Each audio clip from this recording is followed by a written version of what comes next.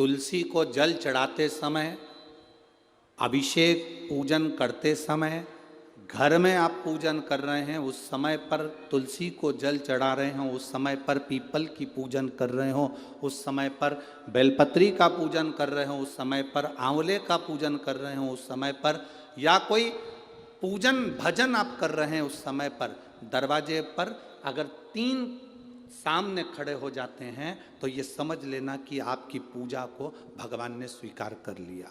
कौन 3 है उसका स्मरण करिएगा।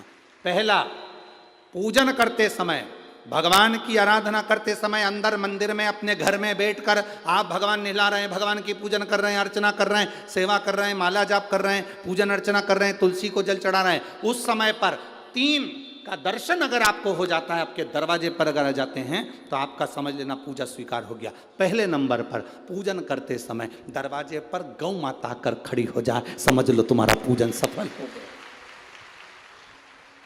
आप पूजन कर रहे हैं अंदर से, गाय रंभा रही है, आप पूजन कर रहे हैं अंदर से, गौ माता गौमूत्र कर रही है, आप पूजन कर रहे हैं अंदर से, गौ माता गोबर कर रही है, आप पूजन कर रहे हैं अंदर से और गाय दरवाजे पर आकर खड़ी हो गई। तुम्हारी अर्चना में, तुम्हारी आराधना में, तुम्हारी साधना में गौ माता तुम्हारे सामने आकर खड़ी हो जाए। पूजन के समय पर अचानक आकर तुम्हारे द्वार पर, तुम तुलसी को जल चढ़ा रहे हो, तुम्हारे दरवाजे पर आ जाए। और मेरा विश्वास कहता है, यहाँ जितनी मेरी जीजियाँ बैठी हैं, यहाँ जितने मेरे जीजा बैठे हैं, ये मेरा विश्वास कहता है आपके साथ कभी ना कभी ये जरूर हुआ होगा, पूजन के समय पर गौ माता का दर्शन होता ही, ये मेरा विश्वास कहता है।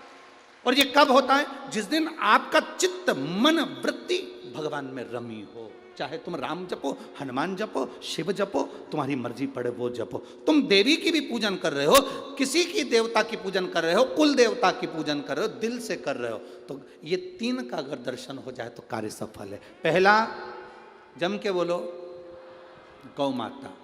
दूसरे नंबर पर हमारे यहाँ हम पूजन में लगे हुए हैं, आराधना में लगे हुए हैं, भगवान की अविरल भक्ति में लगे हुए हैं, भगवान की पूजन, आराधना और भक्ति में हम तल्लीन हैं।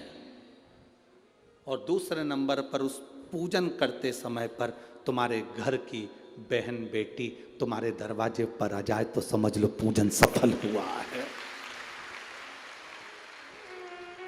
क्या बहन बेटी के आने से पूजन सफल हो सकता है?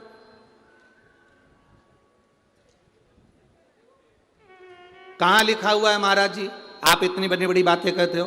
पूछने वाले पूछ सकते हैं, कहने वाले कह सकते हैं, आपने कैसे कह दिया कि बहन बेटी के आने से सफल हो जाता कार्य? तो आप उठाओ, हिमालय राज का बेटा बाणासुर से दोस्ती कर लेता, माता पार्वती का भाई बाणासुर से दोस्ती कर लेता है, और दोस्ती कर लेता है तो उसके चुंगल में फंस जाता है, बाणासुर के चुंगल में। भाई कि बहन बेटी के पूजन करते समय अगर बहन बेटी आ जाती है, पूजन करते समय हमारे घर की बहन बेटी, तुम्हारे कुल की बहन बेटी, तुम्हारे घर की बहन बेटी तुम्हारे दरवाजे पर आ गई, भले तुम उसको कुछ दो मत दो, पर बहन बेटी अगर तुम्हारे पूजन के समय पर तुम्हारे क्यों आप लोगों के ऐसा नियम है कि नहीं, हमको नहीं मालूम। स्मरण करते समय, आराधना करते समय, भगवान को भजन करते समय, तुलसी को जल चढ़ाते समय अगर ये 3 का आना तुम्हारे दरवाजे पर हो जाए, समझ लो तुम्हारा पूजन सार्थक हो गया, तुम्हारा भजन सार्थक हो गया। भजन सार्थक।